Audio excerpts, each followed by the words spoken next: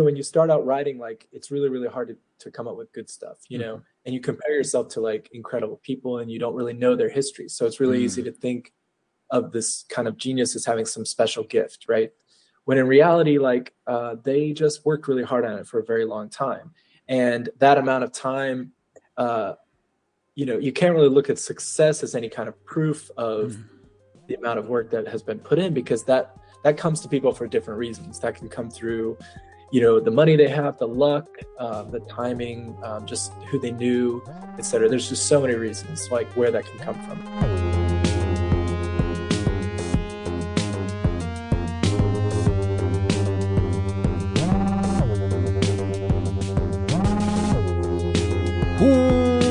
Welcome everybody to Casting for Two, the podcast, as always hosted by me, Chris. Welcome everybody to episode number 581 of the podcast.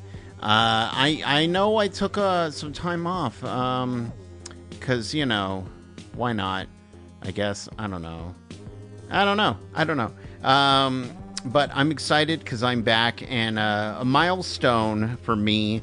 The end of February always marks my adventure into podcasting, and this year we made it to 15 years of podcasting, and so I knew I had to get a special guest for you all today. And my guest today is a wonderful person, a gentleman, a scholar. Patrick Keenan is here from the band The Winter Sounds, and they have a new album out called Jupiter, and I suggest you all get it because it's phenomenal.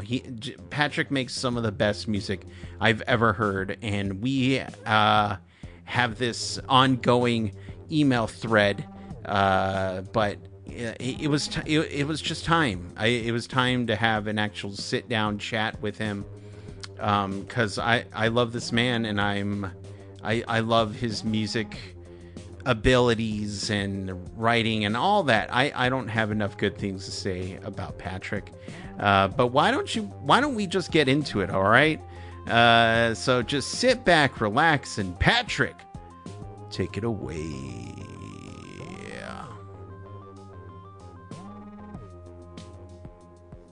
Actually, remember when we talked last? It's over 10 years ago. Yes. We're right close to 10 years, right? Yeah. I feel like it's like 2015. Yeah. Oh man. What a different time. Exactly. Yeah, it's very bizarre. I mean, in a way, because these numbers, they used to be like the most incredible number you can think of, like 10 years, something happens 10 years from now. And now, yeah, it's just a casualty of getting older, I guess, is that chunks of time, add in such a way in which, like, oh, it's not that big of a deal. Like, yeah, I mean, 10 years, it's kind of like, okay, yeah, it is an insane amount of time, and like lots of crazy stuff happens, of course, but yeah, then it doesn't feel like that much time. Also, I mean, you're doing the podcast, I'm still doing music. We're like, and some things don't change, right? While everything else does. It's, I mean, I'm sure you feel this way, especially, you said it with the music.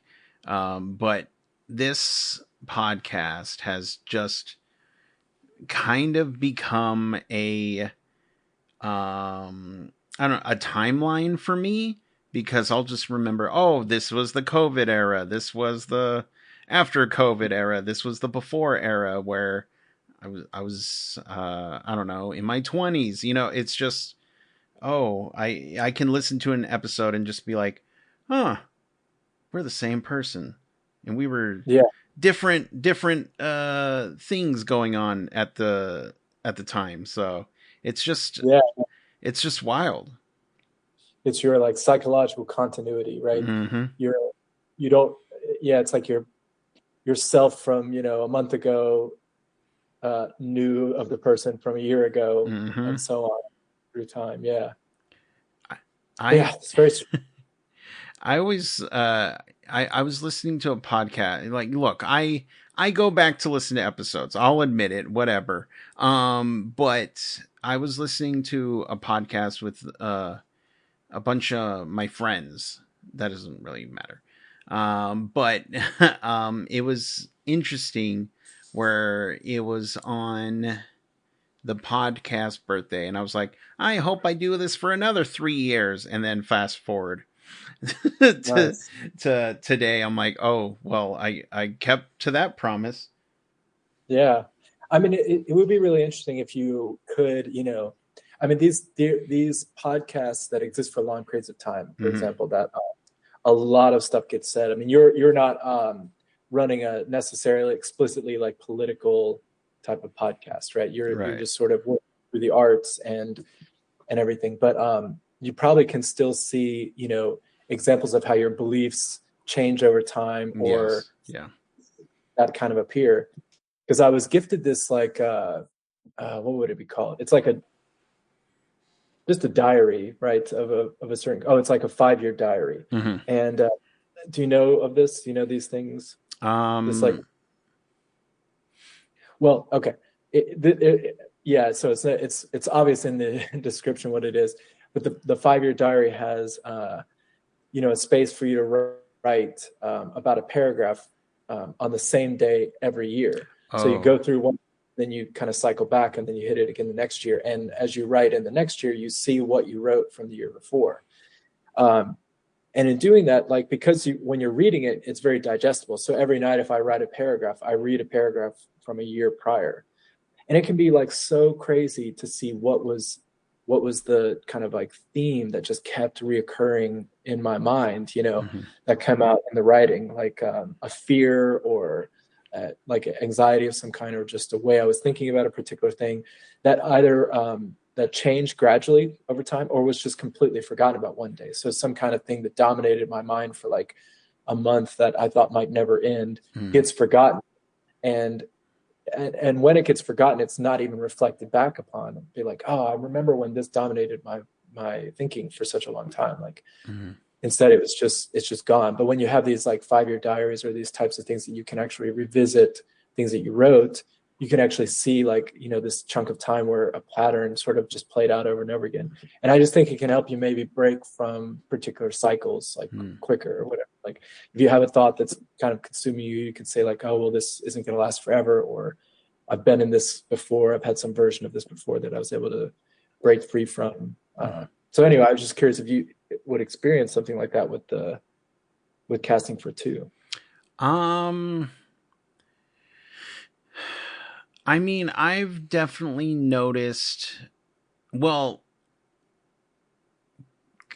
during COVID, there was a lot of personal growth and exploration that I feel like a lot of people did, including myself. And I was just not happy um, where I was at the time and just kind of ignoring the world events going on. And so I just, um, I asked myself if I could I could do better and, you know, use it to, the podcast to amplify voices that were unheard. And I'm reminded of that because I started it like every on the podcast birthday. And so I don't know. I've done that since COVID, so it's been almost five. It's been 5 years, going on six, and I just I when I get to that half the podcast birthday, I always get like excited because oh this is I'm still sticking with this what I said I would do, and Nice. yeah, it's I it's been fun. It's also kind of been um freeing in a weird way where I can say that's What was that the word? freeing. Oh, freeing. Oh, yeah. Yeah, Okay. where I can say that's not right and that shouldn't be done. Yeah. Instead of, you know, just kind of um I gotta appeal to everybody. If somebody that doesn't like me, that's fine. I don't need to be liked. Um, but we all have truths that we like to speak, and I like to continue doing that. Nice. Yeah. Speaking truth to power. Mm-hmm. Yeah. Well, and so, Well, oh no, go on. go ahead. You go first. Sorry. Well, I was just gonna say because when did you move outside of the states? It was Uh, mm, 2016, okay. August 2016. And I think we talked before that, maybe a year before that. yes, yeah, because when you left, I had this like I don't know this thought. Oh, are you done with music? Because you were you know advancing your education and doing all that stuff. So I was like, okay, well, I guess he's done. And then but you still continue doing that. And I'm just wondering, I don't want to get too into it, but with everything going on to today, as an American living abroad, is it difficult for you to watch everything that's been going on? Yeah, yeah, it is. It's insanity, and like I'm very like invested in all of it, right? So I think one experience I had when I came back to the US was that this is like the last time I came back was 2022. Hmm. And as soon as you get on the ground, like this is in New Orleans mostly, this is like where all my family lives. So you get on the ground and you start kind of going about the day to day. The kind of the extremism of social media tends to melt away. Like you don't really like experience things that well, that the same way anymore. But from a distance looking at the US, all I see and interact with is the kind of like social media, which is all the kind of extreme things that are Hmm. happening. And I'm happy to be, well, not happy about it. I'm glad to be informed, Hmm. and I feel like it affects my perception of things a little bit differently maybe than if I were actually living there. I might not take some things like as seriously as possible, right? I mean, of course, you can be on social media and be living in the U.S. and still feel overwhelmed by like Minnesota, for example, like Hmm. everything happening there. So I don't know. I, I think from a distance, though, all you have is what you are seeing, right? Hmm. So it can be. I would say like, my wife and I, like just almost cannot look at our phones past a certain time because you just get too riled up, too upset, Yeah. and you're just constantly losing sleep. And then the other thing is I feel very guilty being here. Like I've been here since 2016 and I've been vocal on Facebook and social media like Instagram, et cetera, for being against the Trump administration one, and even against, the sort of like, what's the word? Like, reluctance or just status quo of like Biden, right? Hmm. It's an opportunity to kind of like push really, really hard and make some positive changes. And he was just sort of like flatlining throughout the presidency. And then Trump is back, and now it's just everything's turned up to 11, which is everything that everyone was warning about in 2015, right? Yeah. Even before he was elected. And just because it didn't happen immediately, the people who be, let's say, like far right on this, they just look at these voices as this kind of like chorus that just is going to be repeating and repeating forever, right? The call of fascism, right? It Hmm. was true in 2015, and it's just as true now. The difference now is that it's not that the battle is being lost; it's that the pain is being delivered, like, or the hurt is being delivered, like, on a greater scale, faster, quicker. The resources and all these things, and the possibility that there won't even be midterms, like stuff like that. So I feel so to answer your question in the short version, I feel very overwhelmed and upset by it and then guilty for being here. But the thing about being here is that the US is so powerful and the influence is so vast that you're never immune from the effects of it. Hmm. And almost nowhere you could go in the world where you're not going to feel the effect. And other countries close to us, like neighboring countries, Slovakia, for example, Belarus, Hungary, right? They all adopt these playbooks. They sort Yeah. of they adopt them and they adapt them a bit to their own country, and then whatever seems to work in one country just gets picked up by the other and transplanted. So the way that Trump acts is kind of a green light for other want to be like authoritarians to just uh, take what they want, bully, intimidate, do all these things. So it's like Right. you can't really escape the effects of it, and I wouldn't want to, but I do feel guilty that my fighting back is mostly confined to this kind of like the local community in Prague, in which there's I'm not dealing with anything like people in Minnesota are dealing with, Mm-hmm. or social media. So you feel really left out of the struggle, but you still try to amplify voices. It's just kind of hard to know what to do. Yeah. That was a long answer. Sorry. No, I mean it's true, and I appreciate you for taking a stance, and even though you are abroad, I don't know, it like you said, it still affects you, and that's one thing that I think is a huge annoyance, is just that this attitude of, well, it doesn't affect me, so I shouldn't care. When, yes, it does. It will. Even if you think it doesn't, it's going to get you one way or Yeah. another. So, and I think with all the, the things that he said he was going to do day one, which hasn't been done, I think some people are starting to realize that, like, oh, prices aren't going down. Like, no, Yeah. no. But that whole like economic anxiety thing, I mean, it's a lot of like self-deception, I think, Mm, it masks kind of like a prejudice that's, been baked into their kind of ideology, right? mm-hmm. That doesn't have to be confronted, so it's kind of like somebody who's like fiscally conservative or whatever, like, it's just this, it's kind of a cop out, I feel like, this Mm-hmm. economic anxiety, because the reason why I feel really confident to say like a couple of things on this is that I feel like you would understand this intuitively, but like when you do enough of the research, like when you really read about where these problems kind of come from, right? Mm-hmm. If the problem is economic anxiety, okay, so what's the actual cause of this? Mm-hmm. Do these people really think the cause is?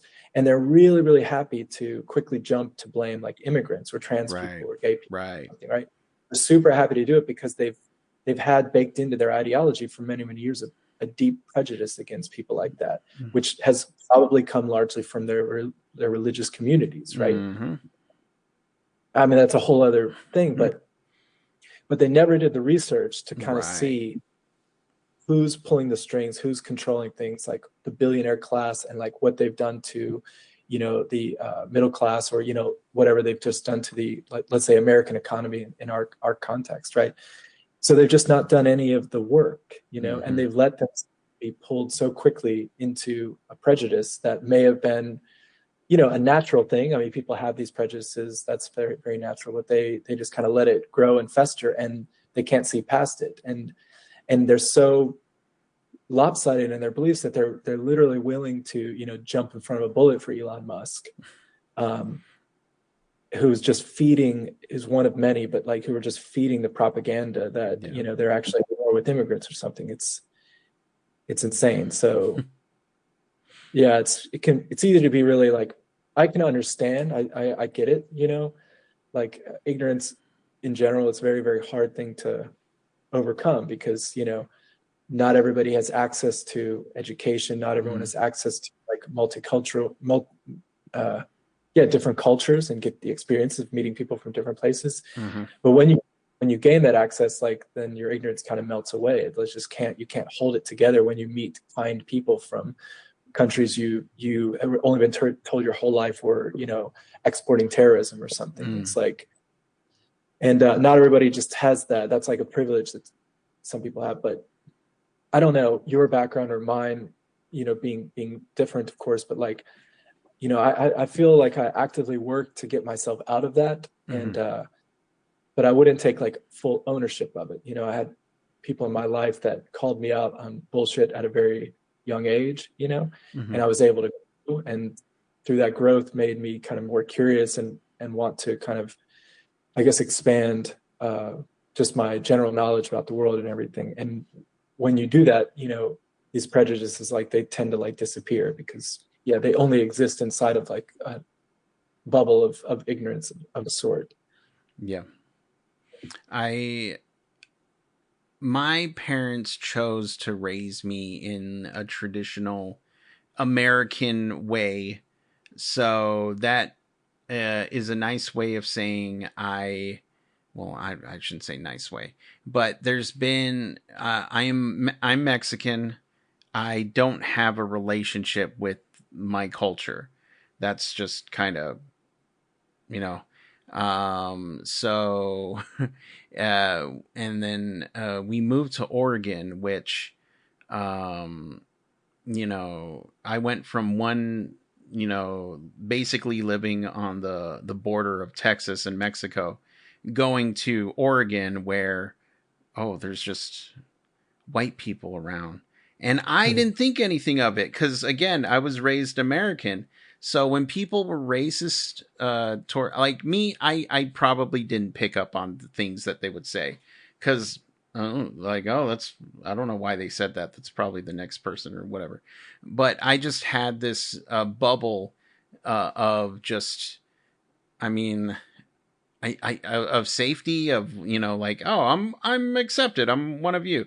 And then eventually what happened was I was accepted. So uh I was texting with my buddy who was in or lives in uh uh wherever the my brain's not working, but wherever the ice raids are happening. And he was talking about oh, I should carry some food around with me so that I could throw it at them or whatever. And I had this overwhelming sense of relief because I know what I stand for. I know who I stand for. But it's just nice that my peers around me also have the same thoughts. And I was just like, oh, okay. I don't have to worry about this group because I feel like, Yeah. deep down there's a redness starting to come out, and people like, yeah, let me unleash it. Let me say the things I've been quiet to say. But in my friend group, yeah, that was still not a thing. And but I remember I went to school in Canada, and that was a huge eye opener for me because I would talk to my Canadian friends about, and I know I'm not too far between Oregon and British Columbia, but I was curious. I was like, oh, what does Canada think of America? Or, oh, really? Oh, they hate us? Or there's more more Americans, so the chances of running into an asshole are greater. That makes sense to me. So yeah, I just kind of, I like to accept people to a certain point. Yeah. When the racist and the um I don't know, start spewing out of them, then okay, we're done. Yeah. We don't have to talk. Absolutely. We don't have to talk anymore. Cause yeah, I don't know. I still feel like I'm a day walker, and uh I'm like, I just feel American, but I'm trying to get back to that. No, I'm Mexican American. How can I um you know get back to that part of who I am? So Yeah. that's been kind of not a struggle, but that's just been like, okay, let's see how I do that. Yeah. Yeah.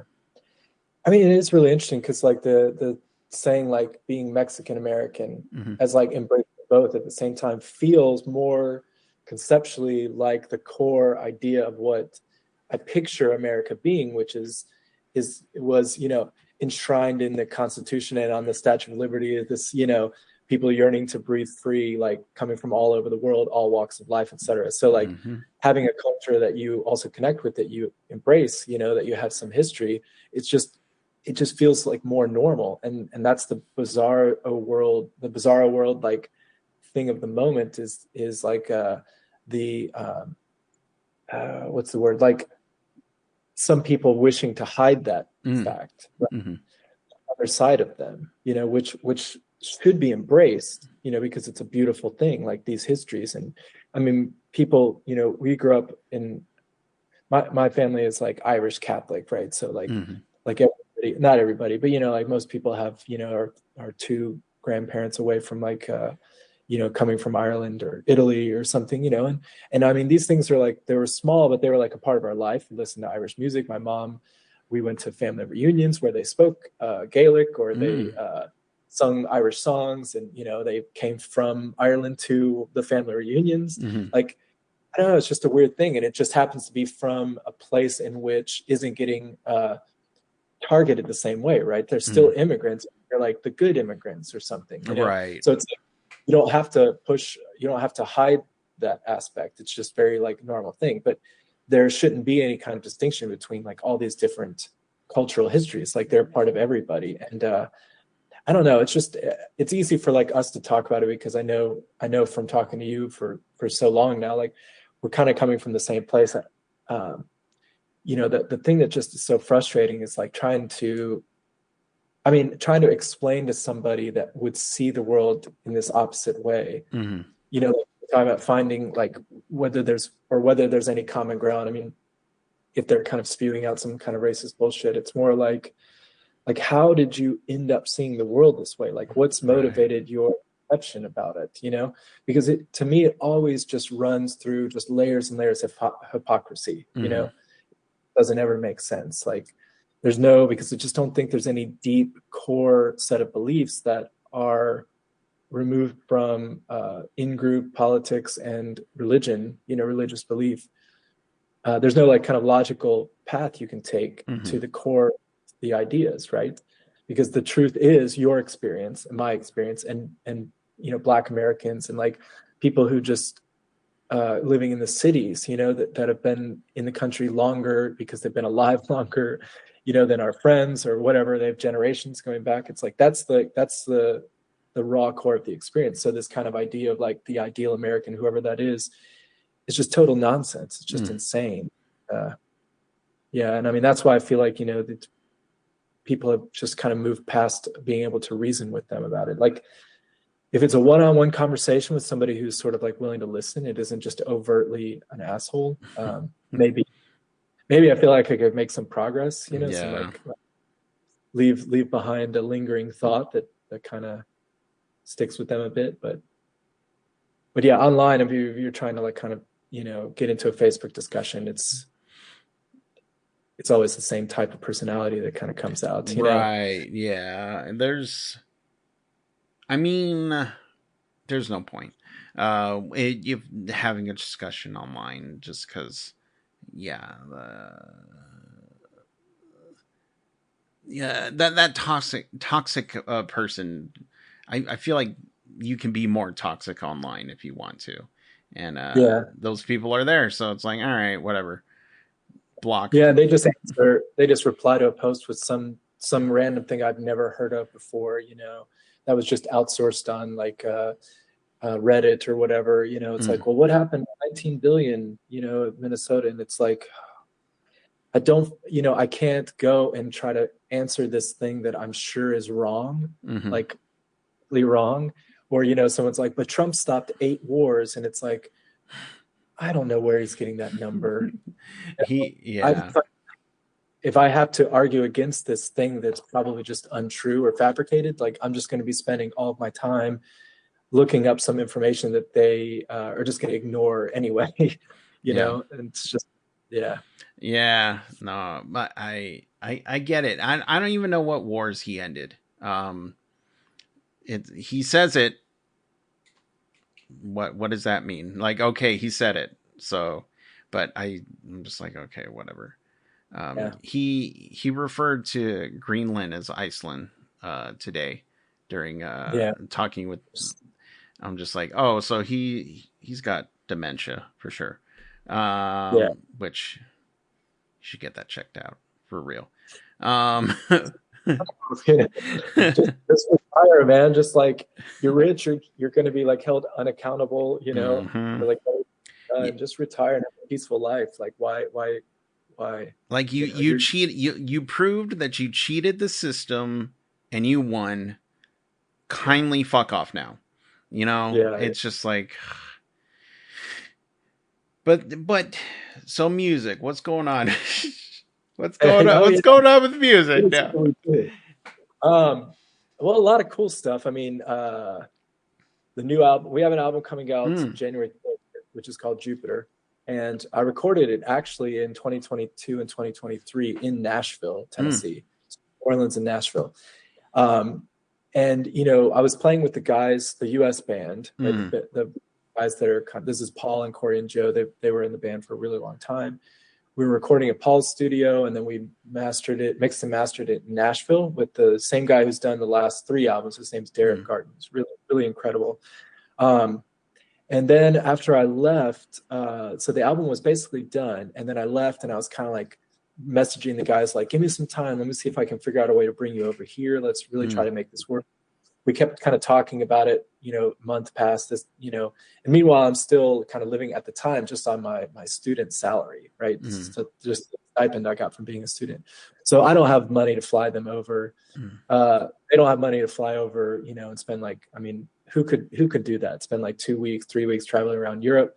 And then in the end, the idea just sort of was kind of like, well, it's just going to cost like 15 grand or something to get everybody over, to make it worth their time, to do all the booking, et cetera. And bands kind of, you know, they really kind of come and go in these like roller coasters. Like you have momentum, and when that momentum is good, you can get good things, and interesting things can start to happen. But, you know, you have to sustain that long enough to sort of like kind of cross some kind of, you know, mystical threshold, right, where you're suddenly have a career. But we've always just sort of like going up and down. And whenever the waves kind of subsides, it's really, really hard to get back on again. And, you know, there's, even if I was trying to book shows, I wouldn't be able to get good shows. You know, no one hears the winter sounds, right? So it just started to feel like it just didn't make any sense. It would be basically like debt I'd be paying on for years to just play like 3 weeks worth of shows. And we wouldn't be able to do anything else after that anyway. Right. So then I just started looking for people here in Prague, and met the guitarist, and maybe like 2 months later, the drummer. And this was after, you know, a year of having the album finished, sort of having some plans that we would tour, et cetera, and kind of just giving up on that idea slowly. And I think the other guys in the US, their enthusiasm was probably pretty low as well, because just like, this is just, I think maybe they don't even want to say like, don't do this. Don't spend all this money on something that might not, you know, you can't sustain, right? So I'm really happy though that it did work out the way that it did, because I met the guitarist Andrew in February, I think, of, well, now last year. And the drummer Dennis I met in April, and we just started jamming. We played our first show in June, and ever since then it's just moved so fast, like really quickly, like just so many things happening, piling up. And we're already so we had this album finally coming out that was recorded in Nashville, and we've already started the pre-production on the next record, which we hope to get out by July. It'll be a very busy year. But it's been a lot of work for a long time to sort of get to be active, I guess, again, playing shows and everything. I've expressed how much I enjoy your music, and it's been amazing to see your journey through music, because, you know, you started out one way, you evolved into another way of doing things. You know, it's just because it's like, well, I got less people, I'll try to make this work, and then you did. And I'm just always amazed with what you put out into the world. And I'm not saying, oh, because you have less or anything. It's just that you're pretty resilient when it comes to music, and still making it with what is around, if that makes any sense. Yeah, no, I appreciate it. I mean, I think you describe, pretty accurately the experience of the past like 6 years. It's like I'm just a keyboard in my room, you know, for a long time, and like there's a lot of limitations there, but the limitations just kind of are good in a way, because they give you a lot of space to be creative, like to sort of like transcend these like limitations. And I like feel kind of nostalgic for the time where I was just working on music by myself in my house, Hmm. but I'm also really, really happy to be working on it with people again as well, you know. And I actually think the songs maybe are much, much better, you know, because of that process of, you know, playing with the other guys, like, and they're different, I guess different, but also better. Yeah. I just feel really excited about everything. I wish I had like the new album to share. I mean, you might have heard like we've put out 3 singles on Spotify. But I feel like you're even on Patreon as well. So you would have heard the demos of songs through the Mm. years as they were coming out from Jupiter. But yeah, I mean, that album's going to be out. I'm really happy about that. And we'll be going right into the next one, like just full steam ahead kind of. Yeah. Well, and it's nice to hear that. I mean, I've already said it many times, but um, does has your process of writing music gotten a little bit easier today versus, you know, like 2, 3, 4 years ago? Yeah, definitely. I mean, I think that uh, I have this theory Mm. for all of um, you know, when you start out writing, like it's really, really hard to come up with good stuff, you know, Mhm. and you compare yourself to like incredible people and you don't really know their history. So it's really easy Mm. to think of this kind of genius as having some special gift, right? When in reality, like they just worked really hard on it for a very long time. And that amount of time, uh, you know, you can't really look at success as any kind of proof of Mm. the amount of work that has been put in because that comes to people for different reasons. That can come through, you know, the money they have, the luck, the timing, just who they knew, et cetera. There's just so many reasons like where that can come from. I mean, people have families, you know, that are invested in music, right? And Mm. they grow up surrounded by this like kind of community. So like the age and the success don't really correlate in a way that has anything to do with how necessarily good they just are, right?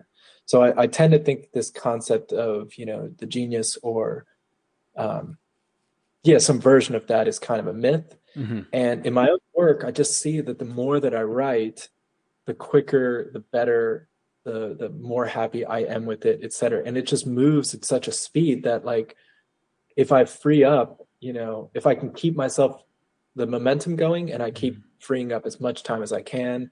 So maybe it's like 2 hours a day and then a big chunk of time on the weekends or whatever. Mm. The ideas are just unstoppable. It's just like no end to them.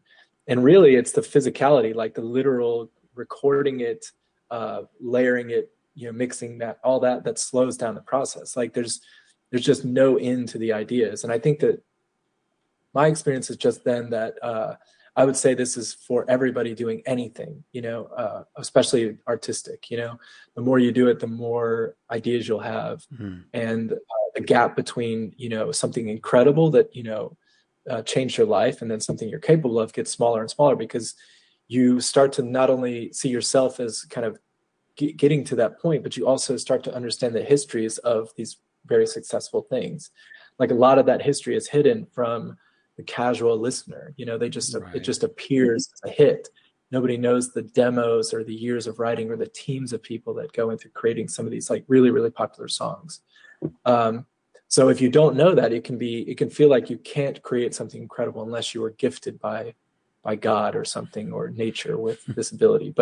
But I just think it's just the work and the saddest part really about life in general. And it's been some of my experience, but the saddest thing is that most people are systematically excluded from being able to see what they're capable of. Mm. Like they don't have access to the time. They don't have access to money at all, right? Mm. But their time is completely spoken for, you know, because they're um, marginalized or poverty stricken or um, coming up in a part of the world in which there is no freedom of expression. You know, there's just so many things. So there's just, you know, histories of people who never really get to see themselves be creative. But if you have the luxury and the privilege to spend that time And I when I mention myself, I feel like I have both, but in very small amounts. Like I can free up like 2 hours a day to work on music, and most people can't do that at all. So Right. like I am very lucky in that sense. And right now I'm actually on a vacation from work just to do the pre-production, right? So I'm off work for 2 weeks where I'm just going to be here at the house doing like pre-production and some other stuff. And like it's not, I don't get to go anywhere. I'm like not traveling or, because I don't have that kind of money, but I do have the luxury to just take the time off. And that's an incredible like privilege and opportunity. And, but I guess the main point of all of it is just that the creative process like grows and matures over time and it gets quicker. And I think it's there for everybody too. I think it's really important to communicate that, everybody really has the potential to do something incredible, like with their art, Mm-hmm. we can't help all the circumstances, but we're not fundamentally denied, by nature or something, like the possibility, if that makes sense. Yeah. So in a world where you don't have to work, unlimited money, unlimited studio time, the best musicians you can find, or everything at your disposal, do you think you would be able to put out not the same quality, but a quality of music that you would be proud of compared to you currently right now? Yeah, if I understand correctly, you mean like if the discomfort of everything was sort of taken away and the freedom to be Yes, creative. yeah, it's just you 100% creative. Like, I feel it's yeah, would you be missing out on something? no, definitely not. I do, and I think this is also kind of like a myth about creativity and genius. Is that you have to be tortured or you have to be struggling. I mean, there are books written to this that talk about the people who suffer from depression and the people who are like very successful. So it's really easy to find an example of somebody who's like Beethoven or whatever who suffers from depression, right? And be like, oh, but he was so great, and think that his depression must have fueled his like creativity. But what it doesn't account for is all the people whose depression just killed them or completely stopped, any possibility of their creativity because they were frozen by it, or it made it impossible for them to be creative. So I don't think the limitations help the art. I mean, there are limitations in that sense. Like you can transcend limitations. People do. You can find creative ways to like make your music and express yourself, and you do see that like all around the world. But if I could trade, for the freedom to just do it, yeah, I feel like I would make incredible stuff that I would be really, really happy with. Even if no one else liked it, it would just be a dream. And yeah, I would wish that for everybody too. It's like, not everybody wants to make music. So, it's more about like, what could each of us do if we just had the kind of freedom to explore the things that we are excited about, and that's really like, that's really kind of the, what we're hopefully all after, is sort of that world. Yeah. And that's why the one we're in at the moment is so frustrating because it's just so unnecessary. There's no shortage of resources. There's no, natural human inclination to steal and take, and there isn't some kind of golden rule. I mean, I think that it is inside capitalism that you have to have these sort of like cutthroat business practices to get for inventions to excel. Like it's all just bullshit. I love that because I'm a huge fan of Conan O'Brien, and he's always said that to be funny you need something, a sadness, like just something that brings you down to where you want to pick yourself up. And I've just always been like, oh, I still think the world of him. I still think you're funny, but I just don't agree with that. I feel like we're at the age of, yeah, like you can just do it. You don't need You to. know, Yeah. yeah. Yeah, you I don't mean, need. Yeah. yeah, it can really mess with your head. I mean, I used to think like I wouldn't be able to make good music unless I took psychedelic drugs all the time. Mm. That was a belief that I had when I was very young, like when Hmm. I first started writing music, because like I wasn't writing great music, and I was like really really shy. I didn't want to like do drugs. Like I was smoking pot or stuff like that, but I was really scared to do other things. And I thought for a long time, I was like, well, if I don't do mushrooms, I'm not going to be able to, or if I don't do acid, I won't be able to make great music, Right. because the I was listening to it at the time was part of that subculture, right? Uh, maybe. I mean, yeah, you see it and you think, oh, that's how they tap into, some kind of like a parallel world, it's like it's magic in the Marvel Cinematic Universe or something. Like it comes from, and you do drugs and you can reach in and you can grab something, pull it out, and you can use it in the real world. Hmm. Um, but no, I just think it takes time to kind of find yourself in it. Uh, yeah, but I'm definitely more productive when I'm happy than Mm. when I'm sad. And actually, when I create something I really love, like I just feel really, really like excellent. Like everything's okay, even when all this other terrible shit is happening. It's Hmm. like kind of a personal victory, and it doesn't always happen. Like when you sit down to do something, and if it's been a few days and I haven't had something click with me that I like, I'll start to notice myself getting grumpy. Like I'm addicted to a song, even though like 99% of them will never be published. Yeah. It's like it's this battle, like with myself, kind of over in the bedroom, right? Mm. Uh, It's just like, okay, yeah, we'll get you your Snickers, and then you won't be grumpy. You'll be yeah, back to. Well, and I just thought of this. Do you have? I mean, you probably do, but I don't want to put words in your mouth. Do you have a hard drive of just thousands upon thousands of just unreleased stuff, whether it be songs, lyrics, just demos, fully, imagined, where you're just like, eh, I won't release it. yeah. It's true. Yeah, I mean, it's got to be like thousands. I mean, at this point, but a lot of the stuff is like, I mean, my voice memos on my phone are thousands Mm. deep, but it's wake up in the morning and record, kind of a like a melody on some guitar Mm. chords, and then improvise for a minute and then forget about it. And it's like it's sort of there really for me just to kind of keep the muscle, or what is it called? Just keep it loose, I guess, the Mm. creative muscle, like loose. Um, but yeah, I mean, it's just, yeah, I mean, there's just a countless amount of stuff, and the quality of it is pretty low. So it's like there's Mm. stuff I would be embarrassed to share with anyone, but it's like it's definitely songs I'll go back to and kind of like clean them up or Mm. revisit or rewrite a part or whatever. I had a whole like concept album I was working on like a few years ago called Reunion, where I was going back to the demos, the earliest things I had recorded, so still on cassette tapes, Mm. and just trying to, I had to really figure out how to play them for a while, but playing them and then finding something in that I liked and trying to recreate it Mm. as best I could, and then sort of add to it, like kind of modernize it a bit. So it was called Reunion. And yeah, it was just like there were like interesting ideas happening 20 years ago.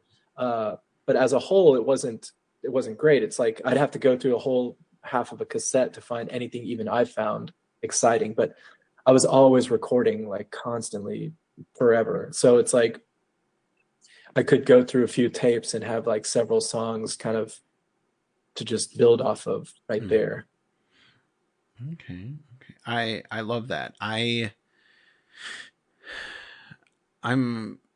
Are there ever times where you're trying to figure out, like you said, you're like, oh, the I want to go back and revisit the song, or it's like something's not working, or I can do something better with this? Do you have another art to take your brain off the music art that just like, okay, I can do this, and then it'll fuel um, your music writing process?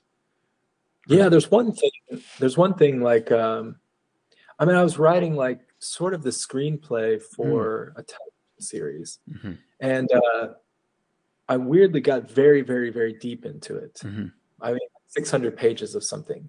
And that doesn't mean it's good. It's just that's the amount, the quantity, right? Yeah. I just kept writing and writing, and I was really kind of falling into this whole world. And it's still in my mind something I want to like continue. I went as far as like started talking with one of my friends, Austin, about it, who's actually a filmmaker in Indianapolis. Like he makes he's just finished shooting a pilot. He does like a variety of things, and he sent me like screenplays that he's worked on where he's thought about like adding music to it and stuff. And kind of like just being close to him and seeing his process kind of inspired me. And then we also have like the mutual friend with Rory. And there was like kind of something in like Rory's humor that really stands out to me, and some other things that I watched. And actually the idea for this particular screenplay came from even the philosophy that I was working on in the PhD, which was the solar punk stuff, which is just, I really love science fiction.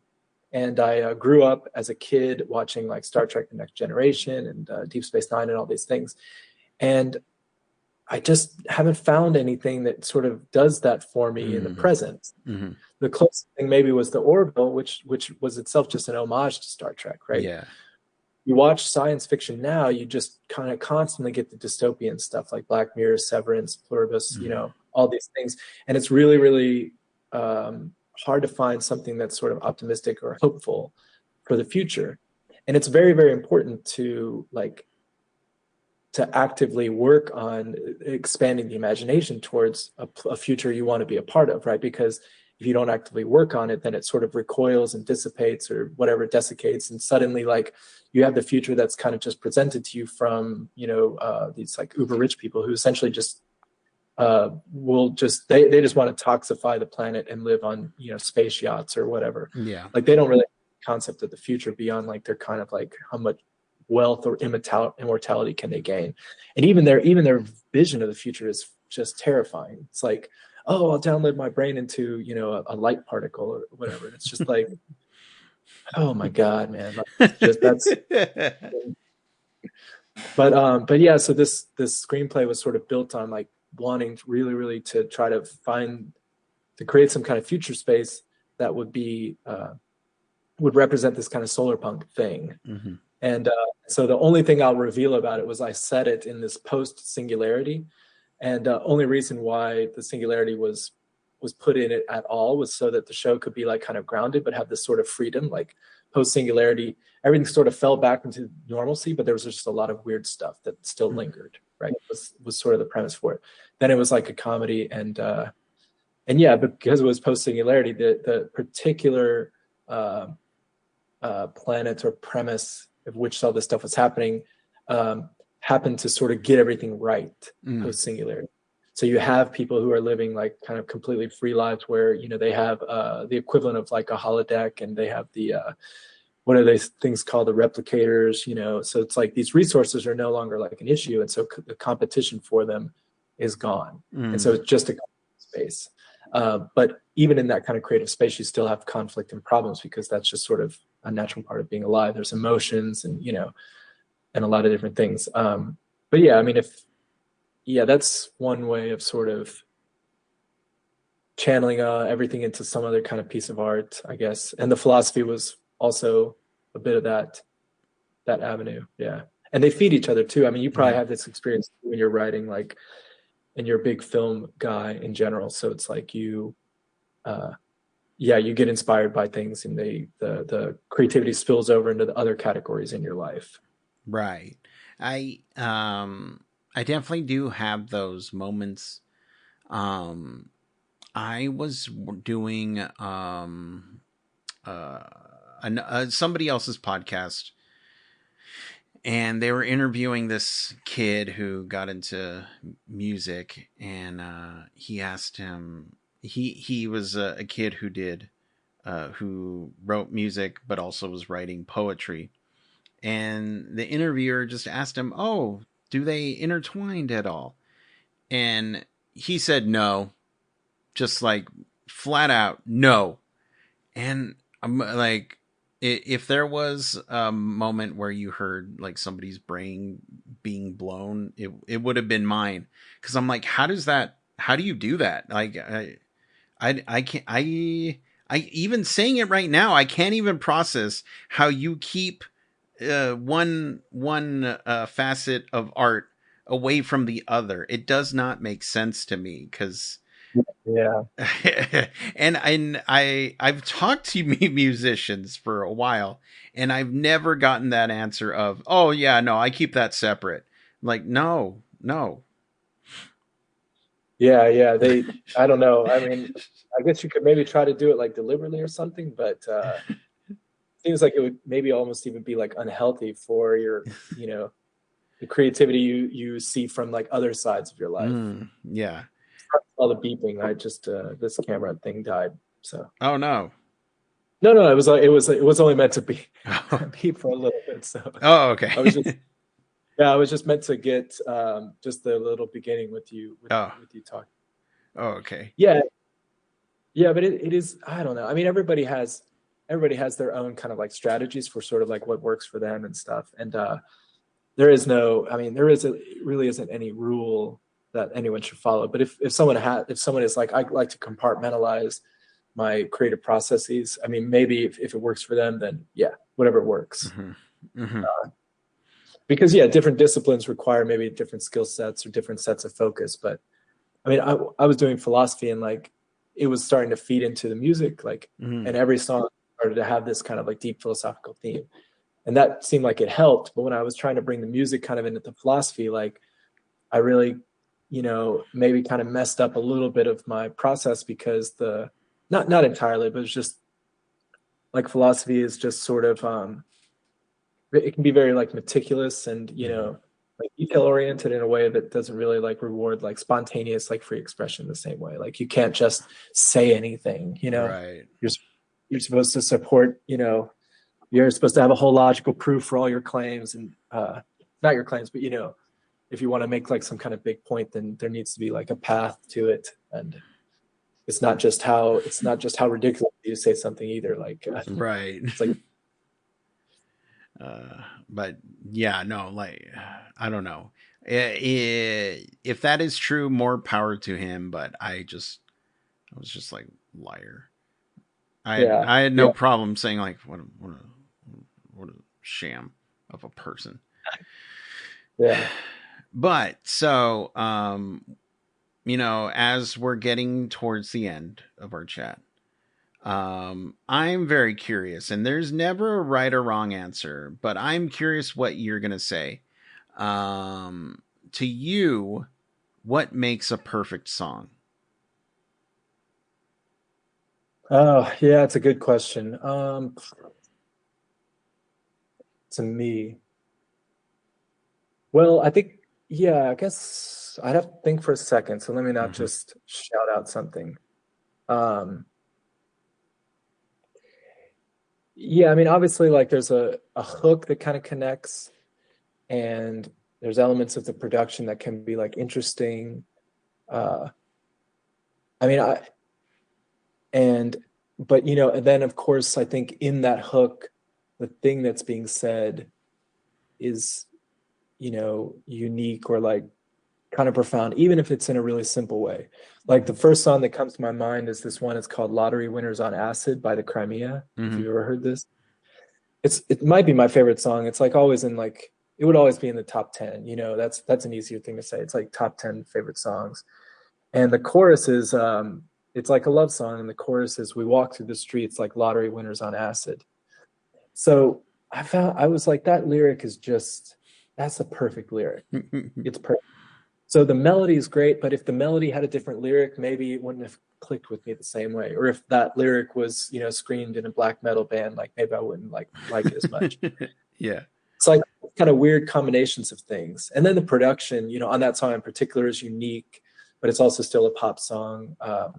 So yeah, I just think there needs to be an element of surprise. Mm-hmm. And then the hook has to be like kind of unique enough that it clicks with you where in a way that isn't annoying, right? So, you know, like some melodies like Happy Birthday are very annoying, right? Mm-hmm. And not just because they get sung, you know, 50 times a year. It's just you know, there are melodies that are just boring. Mm-hmm. So sometimes it's just, you just hear a melody and you're kind of like, it's very strange the way this person sings or something. Like, you know, this band Geese, Mm. yeah, like they have a new album and I've listened to it a lot. And like I basically started listening to it because there was so much hype for it. Hmm. And I can't even like I try to play it for people and they're like, this guy isn't singing. And I'm like, oh, what? So like they're experiencing completely differently than me. And he holds these long notes out too, like just for a long time. But then all the music changes underneath the note. Mm. So like if you were presenting that song to the band and that was the melody, where it's just like hanging a note, you know, like pay my taxes, and it just goes on a long time. It wouldn't make any sense. Like you couldn't just, you know, sing that melody and expect people to like it. Yeah. But the melody sort of actually, the note sort of becomes the backbone for the melody, which is taking place in the guitars. Hmm. So it's still there, but it's so unique. And I think people are kind of responding to like the kind of uncanny feeling of it as well. Yeah. So yeah, I mean, if you had written me this question before I had a book ready to present to you, but, yeah, really, it just becomes kind of like, what's your favorite song and why? You know, it's Mm. like a way to answer it. But what Well, about you? Do you have a favorite song, or do you have a well, perfect song? dude, I have so many. Yeah, But I like what you said about the element of surprise, where it's just, one song I'm listening to right now and have been for the past year. Um, I'm gonna actually look it up because I always forget. It's oh great.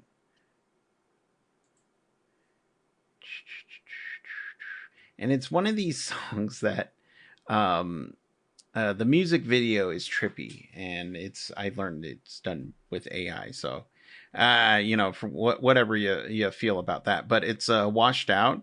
The hardest part. yeah, There's something about that where I first heard it and I was just caught off guard because I didn't know what I was watching or listening to. Well, both. And then I know it's going to be a good one when I just keep watching it. I return to it often, and I put it on my Spotify, and just like I just want to be surrounded by that one song. Um, I don't know. I just think it's a lovely song, and I try to think about if I'm watching a movie, where would this song go in that movie? yeah, But I can't. I can't think about where this song would go into a movie, which I guess makes it also very I don't know, uh in like I just keep listening to it just to figure it out where I can put this in what movie. yeah. So that's where yeah, that's where I'm at with that. So Nice. Yeah, that's interesting. Yeah, kind of like because it reminded me that there is an aspect of like certain songs where they turn the lived experience of like just being in your apartment or walking around, like hmm it suddenly turns that into the feel of a movie. hmm Like you suddenly become the main character of something, right? And I mean, yeah, like, well, you know what I mean. Like, obviously, if you are yourself, your own main character, hmm but yeah, you just hear a song and it's kind of suddenly you're kind of transported into this sort of cinematic ether where you feel like you're in a movie, you know, like and so so like really really good songs can do that, can kind of transport you, I think, into that space. But this is maybe even the opposite, and it's a very interesting way to describe it. which I mean, yeah, that's and talk about music videos. I feel like you put out some of the best music videos that I Mass X is one of those songs that it's become a yearly tradition for me, where I post it on Christmas Eve. So it's just like Wow, it has to be posted because I just love it so much. that's really cool. Thanks, man. Of Yeah, course. that was fun. That was really fun video to shoot. It was just uh yeah, like I don't know. I can't believe we did it, and with, such a like limited set of like budget and Mm. resources. But my friend Daniel McCord is the filmographer for that, or cinematographer. Yeah, I don't know, he did a fantastic job, and it was like a simple idea that looked way better than I maybe even expected it to. Yeah. There's always that moment where there's the instrumental break after your chorus line, and everyone's just kind of chilling, dancing around, and I'm always just like, man, I want to live in that moment of just. I always feel like it's pure happiness or joy. I'm just like, man, I want to be there. But I will say, after the chorus line kick, you all do. Uh, my last girlfriend, my ex girlfriend, I showed her the video, and she was like, they didn't nail that. And Yeah. I was just like, I need to get you out of here. You're done. You are out of here. And shortly after, yeah, she was out of there. But I never forget that. When I see that moment, I'm like, how dare you? This is, can you do it better? I'd like to see you try. So, yeah. It's really hilarious considering like that the four of us are like the furthest thing from dancers at all. So the fact that we were able to do something resembling that, we even started on the right foot. I feel like there was a lot of takes just to get that right. And I was the worst one, like completely the worst one. Like can't do it at all. That's hilarious though. Very much for the kind words about the song. Like it's nice to know that someone enjoys it still. Oh my gosh, so much. I mean, look, I enjoy all your music. I look forward towards new stuff. And of course, I look forward towards music videos. No pressure though. But but for the people at home who want to pick up the newest album, where can they do that? Well, on January 30th, it will be available streaming everywhere. Any of these streaming services, right? And then it'll be for sale and for streaming on Bandcamp. That'll be like kind of the main place we would like people to go to. Because it's one of those few platforms that you can actually support the artist. If you stream the album, probably will never see any money from it at all. Which obviously it's not about money, but it's just kind of hilarious how these streaming platforms work.